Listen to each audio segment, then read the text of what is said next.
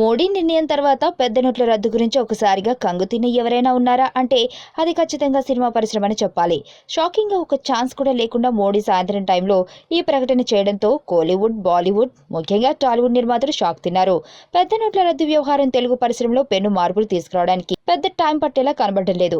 ఉదయం లేచిన దగ్గర నుంచి పేమెంట్ల మీద పేమెంట్లు కట్టే ప్రొడ్యూసర్లకి మోడీ ఇచ్చిన షాక్ భారీగానే తగిలింది. పైకి మోడీని పొగిడిన స్టార్ హీరోలకి కూడా లోపల తమ రెమ్యునరేషన్ విషయంలో తేడా కొడుతుందేమో అనే భయం ఉండనే ఉంది.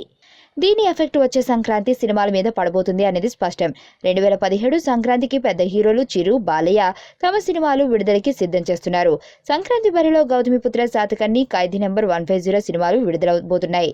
పెద్ద హీరోలు, స్టార్ హీరోలు ఎప్పటి నుంచో స్టార్లుగా మెలుగుతున్న హీరోలు కావడంతో ఈ సినిమాల మీద బోలెడు అంచనాలున్నాయి.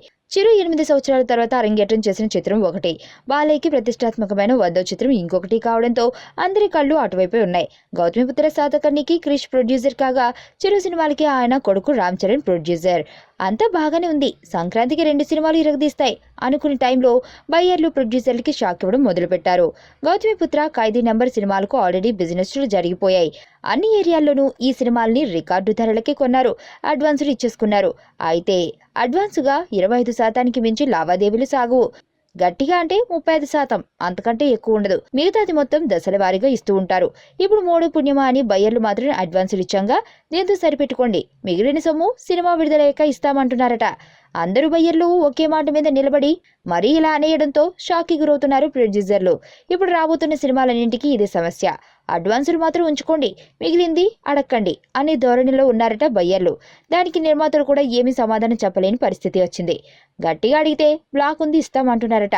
అంటే పాత నోట్లు మార్చుకోమని డైరెక్ట్ గా చెప్పేస్తున్నారు.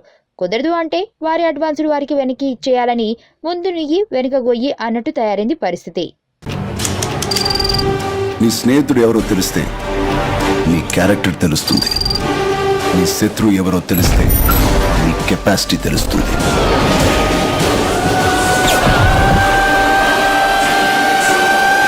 నా శత్రువుని సెలెక్ట్ చేసుకున్నాను.